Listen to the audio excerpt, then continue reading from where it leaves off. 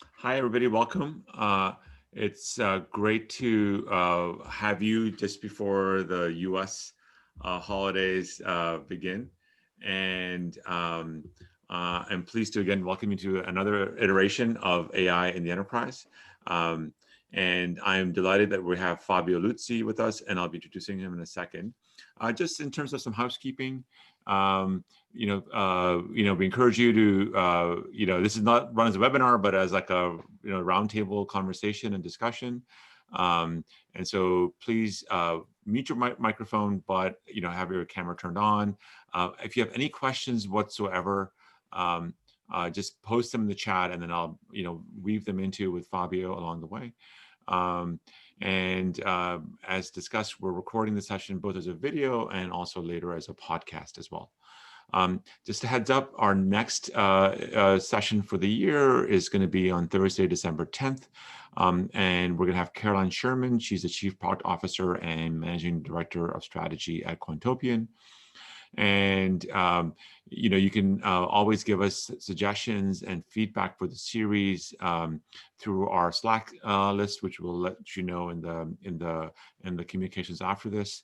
Hope you join us there as well. So without further delay, I'm really pleased to have Fabio Luzzi join us today. Fabio is really, in my mind, an AI executive leader, data strategist, who's been working hard in the front lines of converting organizations to become both savvy around data and analytics and AI, but also to transform these organizations so they can actually do more things. I got to know Fabio actually through a case that my colleague Shane Greenstein wrote about him in 2018 when he was at Viacom, where he had built a very interesting model for AI product management at Viacom. And that transformation itself was very exciting to sort of see, and then to see now Fabio at Tapestry in the fashion business, in the retail business is just fantastic. So he's a thought leader of world-class data scientists, analysts, and statisticians. He's applied this this view about how do you actually transform companies around data analytics in several settings, including consulting, payment and financial services, entertainment, and now, of course, retail and fashion. He's a subject matter expert in cloud computing, stats, advanced analytics, machine learning, consumer marketing, and everything else. And I would say, I think his secret superpower is, and we'll touch on this, is how to actually get organizations who are traditionally set up to make this shift into being AI first and data centric first. So with that, Fabio, welcome. As usual, Fabio will walk us through his deck, but I'll be interrupting him, asking him questions. Please also use the chat to ask additional questions, and we'll make it a roundtable conversation. Fabio, welcome. Great, thank you. Thank you, Karim. Great introduction. I guess I have to start following myself on LinkedIn. That sounded great. That's right. So, I'll give you a like. Okay, great. So thank you, everybody. I'm very excited for being here. So as Karim said, a little bit more about my background. I always worked with data and analytics across different companies and industries, always with big corporations between IBM, American Express, Viacom, and Tapestry. So, applied similar concepts and methodology across very different industries, from consulting, payment services, risk management, business insights, and entertainment, and now retail. So that's me. Now I've been in Tapestry for a little over 2 years, and for who's not familiar very well with the company, Tapestry is a global house of brands defined by quality, craftsmanship, and creativity. And it's a traditional, successful retail and fashion company. It's been around for a while, especially some of the brand. I'm pretty sure you're familiar with Coach. Coach has been around since 1941. So a traditional, successful but traditional retail and fashion company. So a quick slide, and I lead the analytics effort, and the idea, as Karim suggested, is really to leverage data, artificial intelligence, and machine learning to transform the business into a more data-driven organization. So this slide, there is a lot of text here. I'm not going to read it all, but this is, basically this is the mission slide, right? That this should explain why are we here. To make it simple, right? So Tapestry spent a lot of effort and time in really creating a solid, centralized data structure. So we brought all the data in-house. We now have, a unique customer view across all the brands and all the channels. So the point is really, how do we capitalize on that asset, right? That's an asset, right? So how do we extract value from that asset that we have? And the answer, in short, is right by leveraging AI and machine learning and advanced analytics. The ultimate goal is really to make this a mission-critical function that generates, an impact on revenue and margin. So that's why we really summarize that mission with monetized data. So how do we extract value? How do we monetize that asset that we have? Fabio, may I ask you a question already? So, I mean, I think this whole notion, I think lots of us want to sort of think about how do we monetize the data. So what was the conversation with the executives at Tapestry as you came in and sort of said, okay, we're going to be able to monetize data? Like, what were their questions? How did they think about it? Like, how did you help them sort of put flesh around this sort of this notion of monetizing data? So first of all, it's what's going on in the market makes it easier because at the time it's not a secret anymore, right? A lot of companies are doing it already. A lot of companies are actually born as data driven, where data is a core asset. So it's easier, right, to do it now than it was 15, even 10 years ago, because it's out there. But I think the best way is by providing real examples. You usually start from the functions that are obviously number intensive. There is a lot of data points, and we'll see some of them. And then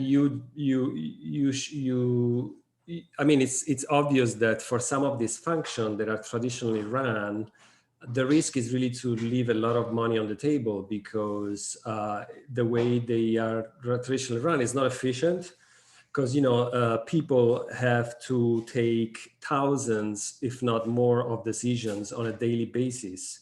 So that the risk for errors is very high, the efficiency is low, and when you're not guided by more predictive analytics, you're really missing in making the model more efficient. So a traditional example is allocation, right? So the allocation process, where you decide when and how many units to allocate in physical locations like stores, that's a very high number intensive process. Imagine the number of products times the number of stores times time of the day. It's like literally thousands of decisions that people have to take by the hour. So that's a perfect candidate for an AI-driven guidance, where digital automation and more predictive guidance can really help make a big difference.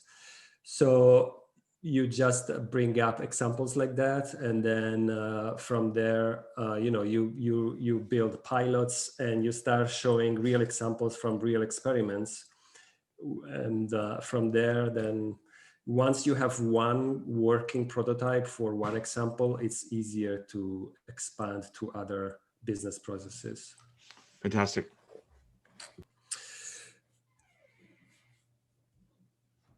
Can you guys still see the deck? Okay, because I got a weird message. Okay, cool. Yeah. So next slide. Okay, so as Karim mentioned, right, so this presentation, it's really about transformation. It's about two things. It's about, one, how do you transform a traditional company, in this case, a fashion company, into a more data-driven organization. And by traditional, obviously, I don't mean it in a bad way, right? The company works fine. It's a successful company, like many other companies that are not data-driven or AI-driven. But how do you take a company that is doing well and to make it work better? So how do you transform it? And that's one piece of the presentation. Another piece is that, this presentation is not going to be about one specific use case, but really how do you embed AI and data science across multiple business processes, and how do you connect them together? So in this slide, I'm really outlining, okay, so, imagine we are in point A, we have to get to point B. When point A is, a non-data driven organization, decisions are mainly made by humans and naive models only. By naive models, I really mean like simple statistical models where you usually look at what happened the same time last year and you apply the same trend. So not really sophisticated predictive and AI models. And then, point B, where the company is more data driven, meaning that now leveraging data, it's not a nice to have, but it's really embedded and part of the way, people do things in the organization. And obviously, it's not easy. And it's not one thing, right? It's I like to think of this as a recipe, right? You need many ingredients and you have to mix them all together. If you miss one ingredient, the flavor is going to change. So they are all equally important, and I'm not going to go through all of them. I mean, they should be pretty much straightforward, right? But it's a mix of obviously technology. Today with a cloud-based technology, it makes things much easier, as you can set up solutions very fast and autonomously, much easier than it was like 15 years ago, where it would have been much more expensive and much more time consuming. So obviously technology, right? You have to have a good technology stack in place, as much as possible serverless and microservice, so which makes it much more scalable. And then obviously you have to have the right talent in place. On the talent, so to me, this is a key, right? Because basically what we are doing at Tapestry, we are creating a technology company embedded into a traditional brand company. So you can think of our organization, which we call analytics, as a technology startup embedded into a traditional company, which I think that's what makes the difference. And then obviously processes, right? It's not just about people having agile. We adopted agile as an example, but also, find the best way to integrate whatever you build inside the organization to facilitate adoption and integration. Obviously, you have to be able to identify, focus, and prioritize the right use cases. You have to have budget, obviously, so willingness to invest. And then last but not least, probably the most difficult of all, change the culture.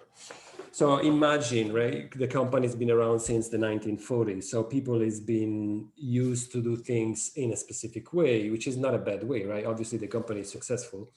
But how do you, now that you have new solutions and you can embed them into processes, obviously it's not easy. It's a combination of changing existing processes, changing company culture, et cetera, et cetera. So anyway, so this is basically what I see as the recipe of the transformation. Hey, Fabio, may I ask you a couple more questions here? Yeah, of course. As well. Before I do, I want to introduce to our community Professor Chris Ferreira. So Chris is here. Okay, Chris, say hello. Hey guys, thanks for having me. Yeah, so Chris is a faculty member in the Technology and Operations Management Unit, and in fact spends a lot of time thinking about AI applications in retail and supply chains and so on and so forth. Actually writes algorithms and all that kind of fun stuff. So she's going to join us, and she's also going to ask you questions along the way as well, because she has way more depth than I do in these matters. On this use cases question, is there a rubric you have on both sort of this actionable? Those 2 points are like super important, right? Like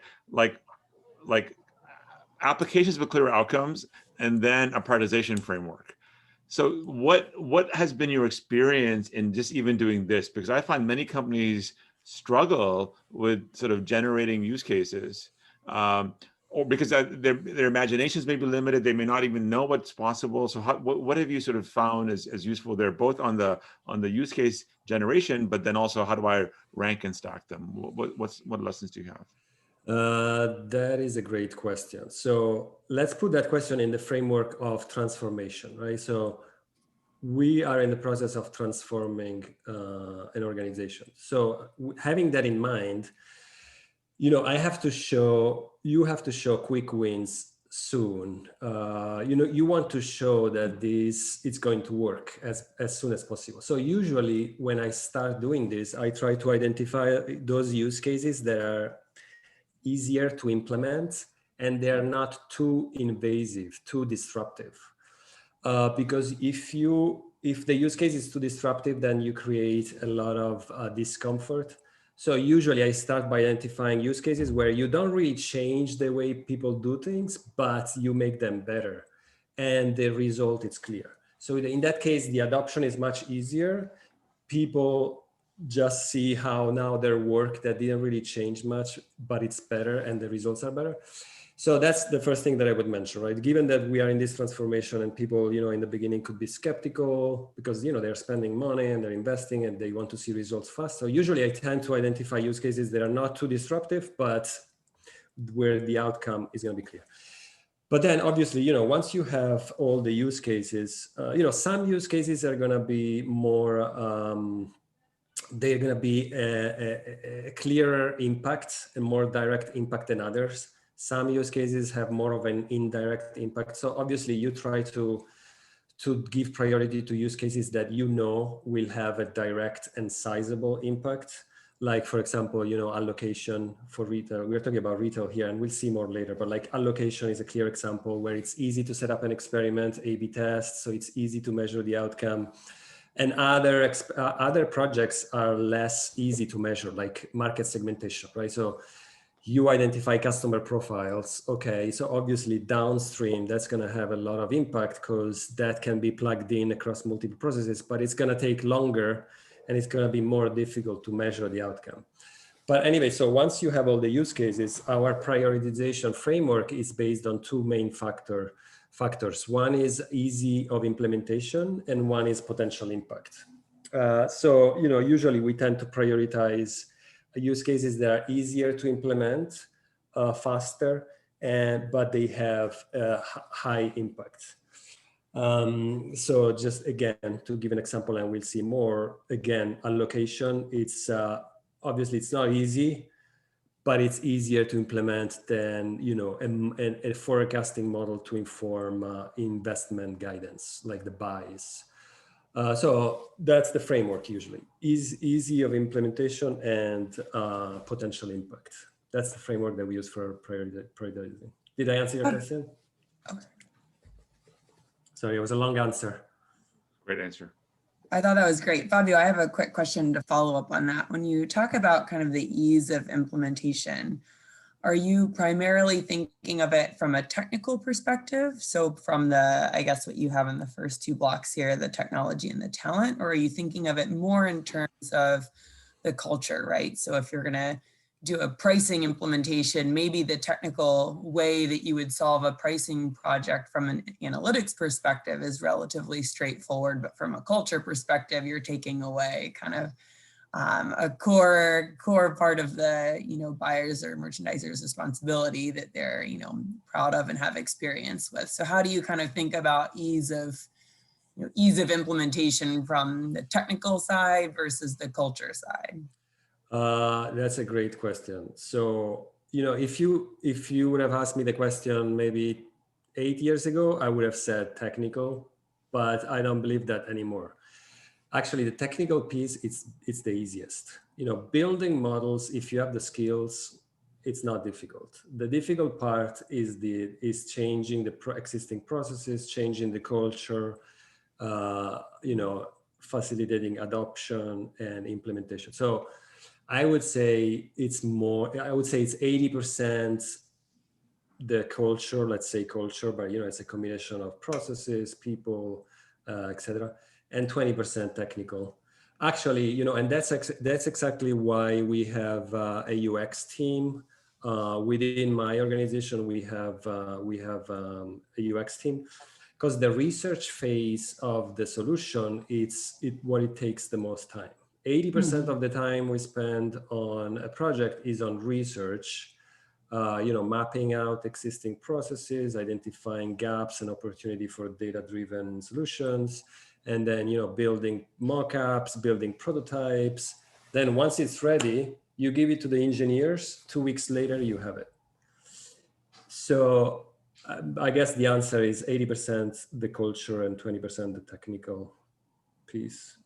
And sorry, this is so, I mean, you have so much experience. I'm just going to keep minding you for answers, because I think people are so hungry for this. It's like, as you're starting and you think about these use cases, what is your heuristic around how long should a project run so that you can show value, right? So that people are bought in. So how are you thinking about sort of from problem identification to something being implemented in terms of a timeline as well? Yeah, so great question. So we love the agile approach. So we always think in terms of frequent deployments, right? Because also I like to show quick results. So actually there is a nice slide that we use where we use different steps along the way, and we don't go from nothing to a car, to a Ferrari. We start from a skateboard, then we go to a motorcycle, and then from the motorcycle, I don't remember exactly all the steps. Then we go to the nicer car, and then before we get to the fancy car. So we have frequent deployments, and the idea is to be agile. Put a solution out there. It doesn't have to be perfect, but it's something that it's better than what you had before, and you will improve it later. So that's the general framework, and it depends obviously on the project, but it could be from weeks to few months since the first delivery. But I guess the answer is we like to think in terms of incremental deployments, but it depends on the project, right? Some are obviously more complex than others. Great, thank you. Yeah. Okay, cool. So transformation. So okay, so after we talked about that process, right? So you may think, okay, where are you in that process, and what are the main steps, right, for that transformation process? So this is just to give you a quick idea. As I mentioned, right, I've been in the company in this specific experience, right, for over 2 years. So I have 2 years in my back, and so yeah, so quick overview, right? So in the first year we started pretty much from zero in leveraging AI. Like some of the pieces were already there, but they were more of traditional business analytics. So we were not, the company still was not leveraging the data asset at its full potential.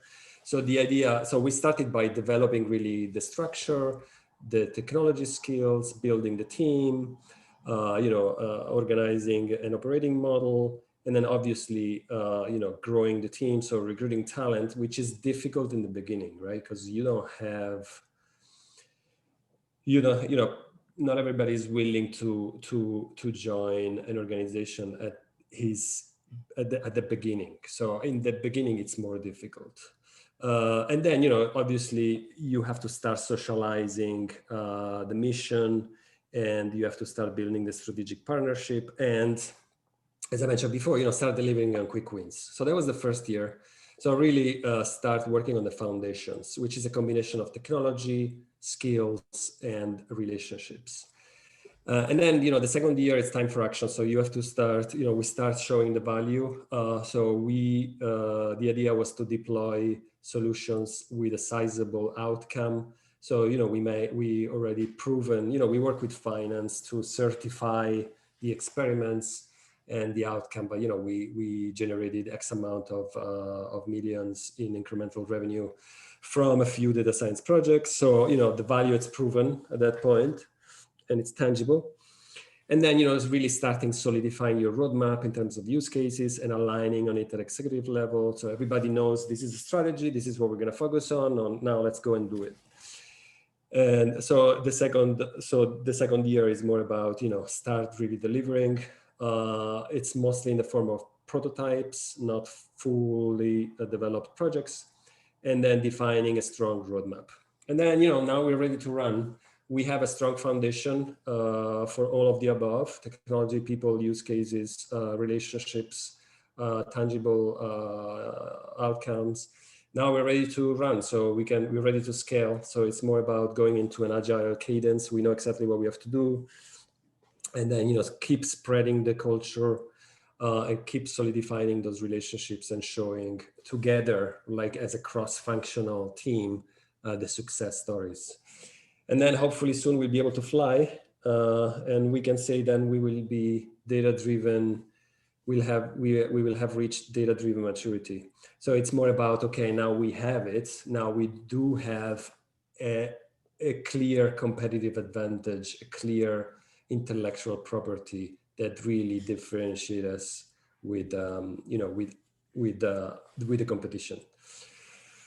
Fabio, on this slide, I wonder if you could maybe talk about also like the in each stage, so the depth of the transformation needed in the organization, right? And so like how, I mean, you're providing us with the what the data team and the analytics team is doing, but the counterparties and the rest of the organization, what was happening at each stage, and what did you have to do to also get them along with you? So it's all about partnership, and so it's a combination of things. Number one, on our side, we really have to identify what are the key stakeholders that we need to work on. We need to work together, and then setting up ceremonies and processes or regular tactical meetings. But really, so it's a combination, like business owners, business sponsors. But I think one thing that makes also difference is really having a group of people outside of our team that really owns this transformation project, this transformation journey. So somebody that owns it and has it as a goal outside from our immediate team. So almost you can think of it as an office of transformation, as a transformation office that you work together with. Those are, I think those are the main elements. Does that make sense? I think I had something else in mind. Oh, okay, I forgot. Fabio, can I ask a question too?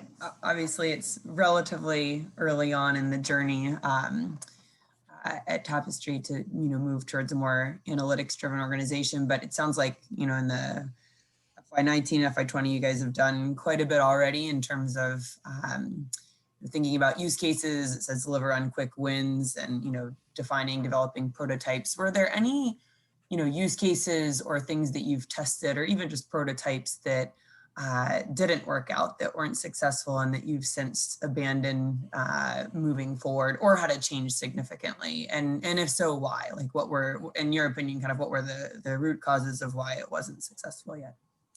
Yes, for sure. We always try different things, and some of them don't work, right? You put out 10 products and maybe 2 or 3 are successful, but those 2 or 3 will make a big difference. So the answer is yes. I'm not really prepared for this question in terms, I don't know if I can give real examples, but yes, we do have examples. And I would say the main reason why they didn't really work out yet, some of them may come back. It's mostly adoption. So sometimes it's an error on our part. I think it happens often when you put technology in front of it. So you have an idea, somebody come up with an idea that is super exciting technologically, think of an artificial intelligence model that recognize images and wherever can give you some kind of super excited recommendation. So it happened, right, that we were so excited about this solution because obviously, my team is a team of engineers, right? So they get excited by this stuff. And then we made it an entire project and really tried to push it. And, it was a cool solution, but it never really took off. And I think the mistake was that it was a one-way proposition.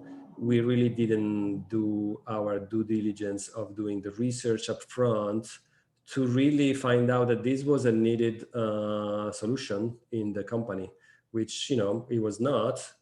But, we didn't ask the right questions at the right time, right? So I think that could be a good example of how things could go wrong. Sometimes you just push something because you're super excited about it, but then when you really realize that nobody really asked for it and they don't really need it, then it's a little late, but that's fine. I mean, it's part of the journey. Part of what I'm hearing from you, Fabio, also, I think, which is, I think, embedded in this, based on Chris's question, is that the data team and the analytics team actually needs to be product minded, right? You also, like, you're looking for product market fits inside of your organization, right? So this is, I think, it's a very this was like the big aha for me in reading the Viacom case, is that that you need internal product managers who are actually going to do the user discovery, do all that kind of work to actually then figure out how it's going to get deployed. So we often think about product managers as sort of this externally focused things that are going to be out there doing these things with customers, but the data analytics team's customers are inside the organization, and you need the same discipline of product management inside the organization as you do with customers outside the organization. I think that's what you're also sort of highlighting in terms of why you may not be successful with some of the other initiatives, because that product market fit per se was not there. Yeah, no, that's exactly it. And actually, we learned the lesson by making mistakes. But that's why, right, today we have a team of product managers and UX designers inside the company. Because as I said, at the end of the research process, which takes probably 80% of the time, you have a mock-up, where everybody's aligned on. You did a bunch of testing and got a bunch of feedback.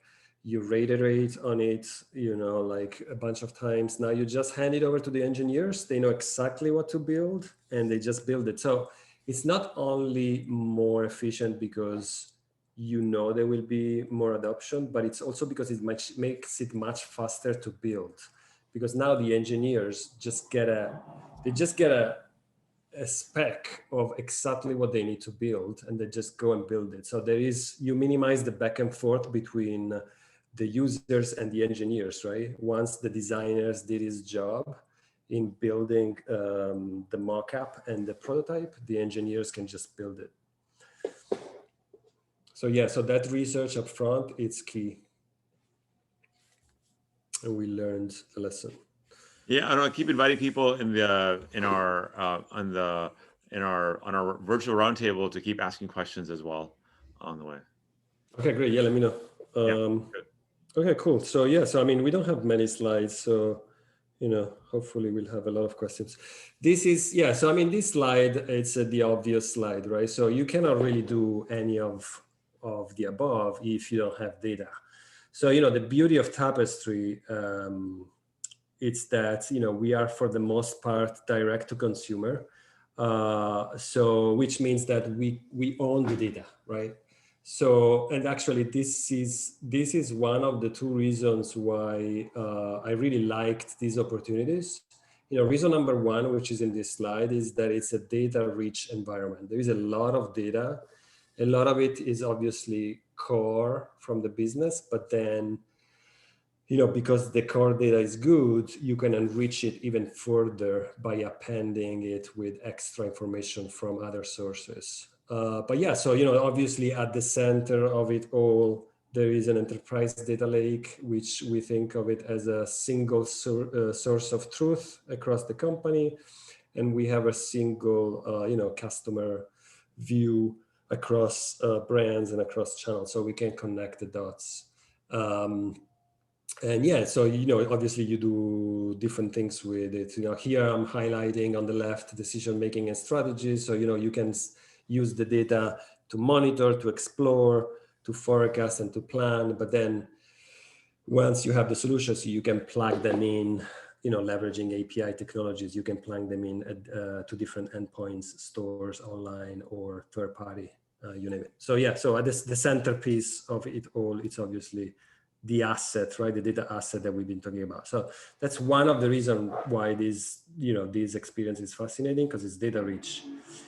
The reason number two is that, so this is the perfect candidate, this is the perfect place, it's the perfect candidate for data science, because it's a very complex business, and that combination of being data rich and complex make it a perfect candidate for leveraging AI and data to make an impact.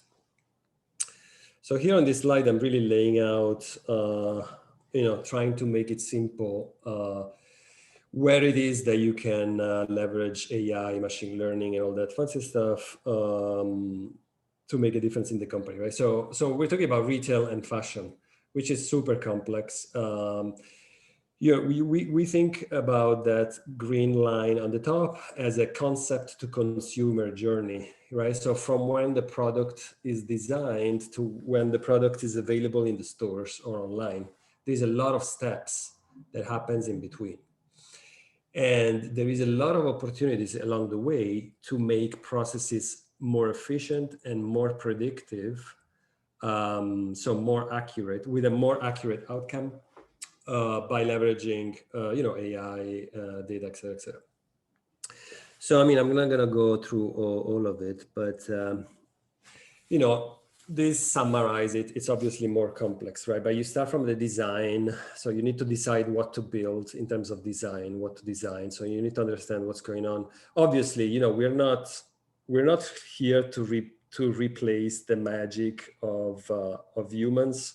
A designer is probably one of the most important person in the company. There is a reason for it, right? Because they do magic, and you can never replace a designer, the magic that they can create with a machine. I think if that happens one day, it will be a sad day, but I don't think it will ever happen. You can augment them and make their job maybe easier and spark more imagination, but I don't think you will ever able to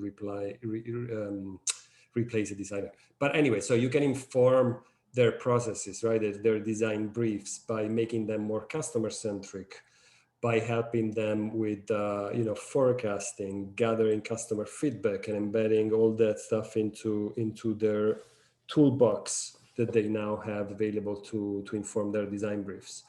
Then, once you know pretty much what your design strategy is going to be, you move and you start building your assortment. From the assortment, right, once you have built your assortment, then you have investment decisions. You decide how much to invest on that assortment, by store, by online, et cetera, et cetera. And then, once you have it built, how do you distribute it and how do you allocate it so to make it available to your customers? So that's what probably we'll focus on today mostly. So that's what I call demand planning, right? From the design to when the product is ready to be distributed. But obviously there is more to it, right? Store layout. Obviously we have a strong physical presence, a lot of stores. So, that's on itself is a super complex problem, right? How do you optimize your footprint on the territory, but having the omni-channel in mind?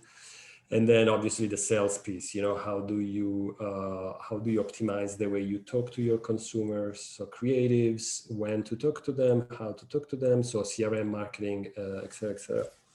So yeah, so there is a lot of use cases, and that's what makes this exciting, right? Because you really can make a difference. So there's a lot on this slide. I could really drill down on any of these if you have any questions on this. Yeah, you had mentioned something I thought was interesting on, maybe I can rephrase it and you can call me out if I'm wrong, on essentially using analytics to, as like a decision support tool. So give the designers what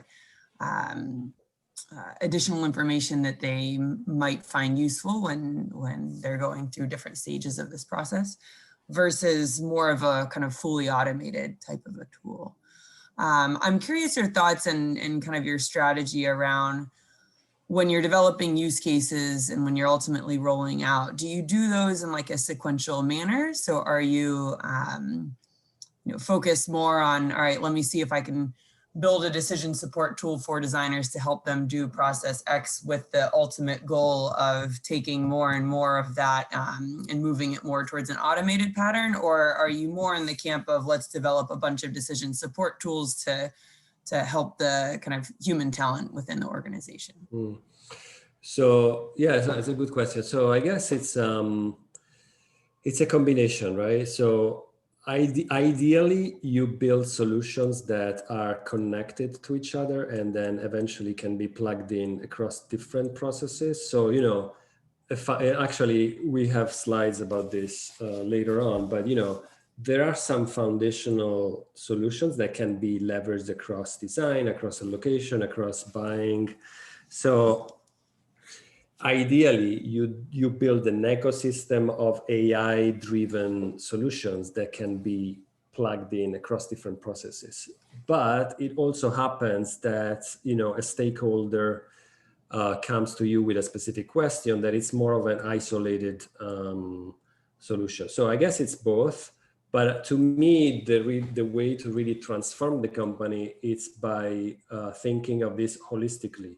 So don't think of this as single use cases, but think of this as use cases that can be leveraged across multiple processes that at the end of the day, everything is connected, right? So we start from the left, but the output of one box is the input to the next box, right? So that's why you should think of the solutions holistically. And actually you see some of those boxes go across. So look at customer segmentation, right? So once you understand who the customer is, you have the customer profiles, and it's important to link them to the actual transactions. We can talk about that. But once you know that, that information can really be leveraged across everything. Now it's about making things customer-centric. Now that you have a good idea of who's out there and what they like and what their commercial activity is and how they interact with different things, you strategize around it, you decide who's your North Star, and then that will improve your design thinking process because now you have the customer in mind, right? Yeah, you build a product having the customer in mind. You build the assortment having the customer in mind. You do the buys having the customer. So some of these solutions really help everywhere. Yeah, so a question on that and a little bit of a push. So, if you're using data and analytics to help identify what the customer needs and what the customer wants, right? So although it's kind of, as you said, although it falls more towards the right of the slide, further down in the process, you do ultimately want to use that back as an input into your design process for the next season's worth of products, right?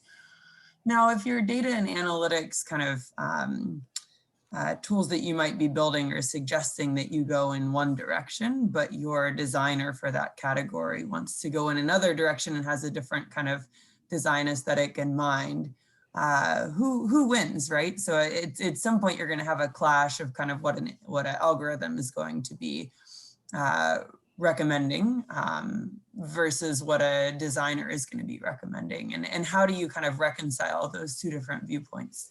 Yeah, so I mean that's a great question, right? So and actually you took the worst example, the designer. I mean worst. I've worked with many. That's why. Yeah, not in a bad. I don't mean it in a bad way, but it's so in that example you don't clash with the designer. I mean the designer to me it's king, right? So there is a reason why a product is successful, right? The reason it's not an artificial intelligence model. To me, the artificial intelligence model make a successful product better. It does not make an unsuccessful product successful, right? If the product is not nice, people is not gonna like it because you have an AI model behind it. So in that case, the design, you build the solution together with the designer to make their job easier, right? Better. So you work together with them, but the designer is not gonna take the output of a neural network generated leather product if he doesn't like it, right? So in that specific example, I would say the designer decides. My background, my family is a family of tailors, right? So I am, my dad made suits for millions of people and he never used artificial intelligence. So, I mean, to me, the design it's king, but obviously it could be augmented. But then there are other processes where the answer is more straightforward, like allocation. Yep. Again, in that case, to me, an allocator should listen more to a predictive model.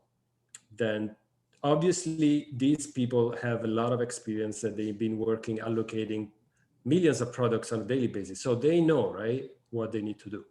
But in that case, an artificial intelligence model does do something that a human cannot do because you will have to process millions of data points in a second, which simply it's impossible to do for a human, right?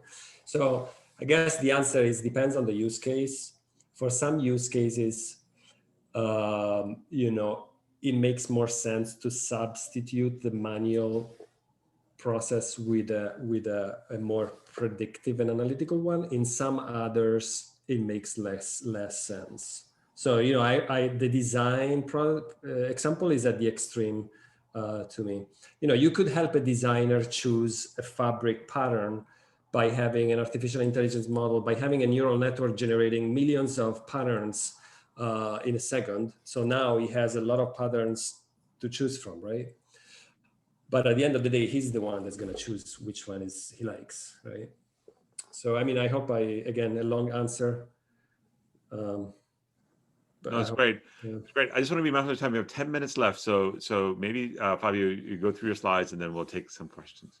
Yeah, so I mean, okay, so I mentioned, right, so at the end of the day, behind all this, to me, there are really few foundational capabilities that can be plugged in, obviously tweaked, but plugged in across different processes. And these three, to me, are segmentation, forecasting, and personalization.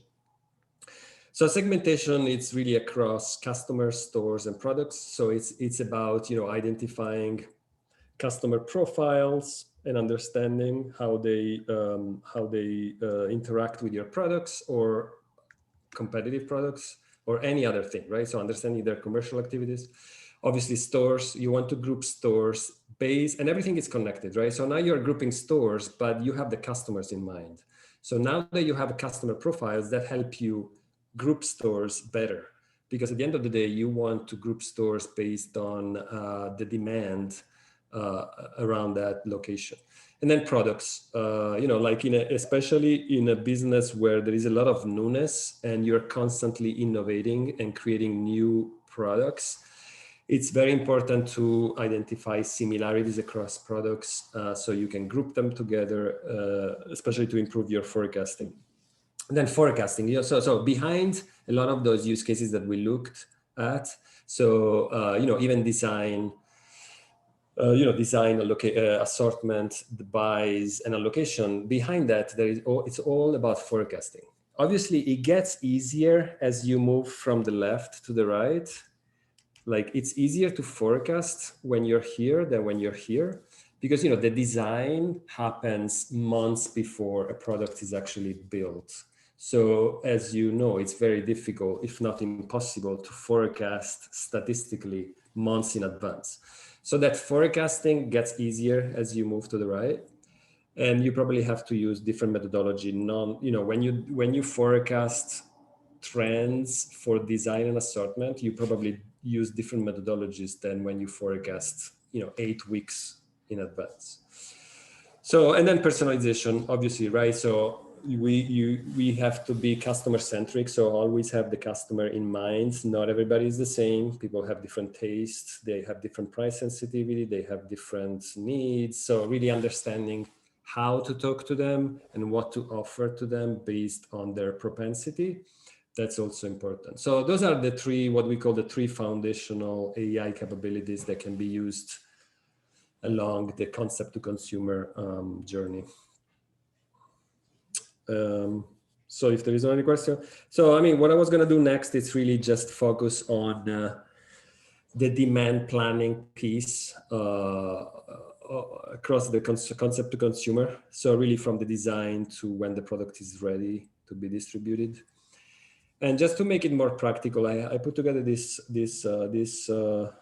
schematic slide where, you know, on the top you have all the main steps. They're all connected, right? As I said before, the output of one box is the input of the other. You have your design brief, you communicate it to your merchants, they build the assortment is built, then you invest, you decide how much to buy and where to buy for, and then once it's ready, you allocate it. So it's everything is connected. That's why it's important to me to think of this holistically. You know, a solution, it's a solution for all of it, not just for one piece. Otherwise, you're not really transforming. And, you know, you start by how do you inform, how do you help your designers? So you need to have a very strong metadata, product metadata capability. You know, when you look at your product obviously it's a combination. You know, so in this case, we're talking about leather products, right? It's a combination of many different things. Leather, color, size, shape, functionality, hardware, design.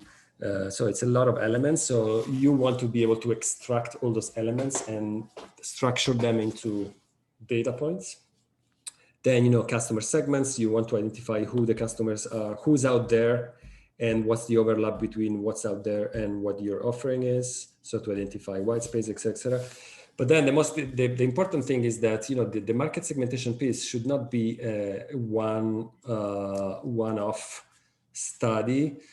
You should really link it to your transactional data. So you should be able to tag your customers and your transaction with the market segment they belong to, because then that's really transformational, because at that point you can use that along all the processes and really make them customer centric, because now you can follow the segment. You can see how they interact with your products. And that makes the design brief more informative. It makes the building the assortment more customer centric, and the same for buying and allocation.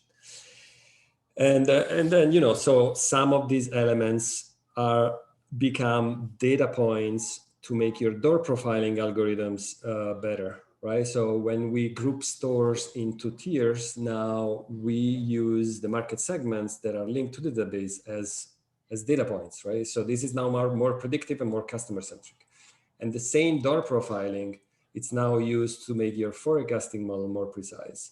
So this is really to illustrate, I hope in a practical matter, how, you know, it's not really one use case, but it's a combination. You know, I like to think of this as AI microservices, so decoupled AI solutions that can be leveraged across multiple business processes. This is my last slide. Hopefully there is questions. So I'd love your perspective on you know, how your models worked in COVID. Okay. What was the reaction from your executives and everybody else as COVID hit, and how you guys adjusted your systems and your machine learning side of things around COVID? Yeah, that's a great question. We don't fully know yet, right? We're learning every day. But in general, I have to say, you know, sadly, obviously, we're not happy about this, but this kind of accelerated our data-driven mission. So, you know, in an environment that is now more certain, it's, you know, it makes a lot of sense to leverage data and to inform your decision making. So, But so that's the general thing that it's been happening. So this really accelerated our data-driven mission. So really, push and accelerate on using data to inform decision making.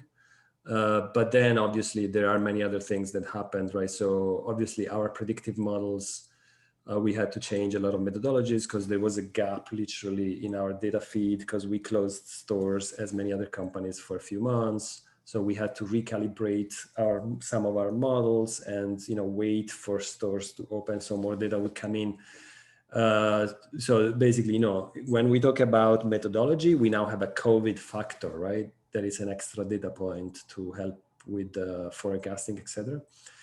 And obviously, like a strategy, we change in strategy, right? So now the online obviously became more important. So some of the use cases, our prioritization changed a little bit. So use cases that had that made more sense for online and e-commerce took priority versus use cases that were more direct to physical locations. So I guess that's a multiple answer. Yeah. And do you sense like from an omni-channel perspective, like the view of there's a store customer, there's an online customer, but in fact every journey starts online anyway, and so is that view now sort of, especially with COVID, more embedded in the organization? Because I find companies struggle with this omni-channel view because they think no, like there's some, of course there's some differences between online versus that, but from a journey point of view, people started on their smartphones, right? That's the place to start thinking and searching and so forth. You mean because of COVID? Is that accelerated even more so with COVID now? Yeah, I have to say though that obviously there was a time, right, when the stores were closed. So obviously the journey started online, and we actually acquired a bunch of new customers, right? So it was, you can find some details in our last earning calls. But we acquired a bunch of new customers, which it was super, and during that time, and but now that the stores started reopening, we are seeing people coming back. So I don't think that omni-channel approach really changed or is changing. So every point is important. Online is as important as stores, and different channels are, outlet versus retail. So we still believe that having an omni-channel view it's what makes the lifetime value higher. A customer that is omni-channel, it's more valuable than customers that are single channels. That's still true. Great. Well, listen, we're at time, Fabio. This was fabulous, Fabio. Like really to get sort of this very much on the ground view of what it takes to build an organization and to create a culture and a team around this. I think you've really sort of given us a template on how we think about sort of AI being deployed in the enterprise, but also like what the journey is. And so, so thank you so much for sharing with us, and we hope to invite you back as you guys make more progress on this as well. Chris, yeah. Any final thoughts from you? Oh, I was just going to say thanks again, Fabio. That was great. And thanks, Karim, and to everyone for letting me crash your seminar a little bit and ask questions. Fabio, that was super helpful, and would love to stay in touch. Thank you. I'm glad. And thank you so much for having me. Yeah, thank you so much again. Really appreciate your time. Everybody stay safe. Have a great Thanksgiving for those of us that are celebrating in the US. And, don't forget your masks along the way. Take care. Bye, everybody.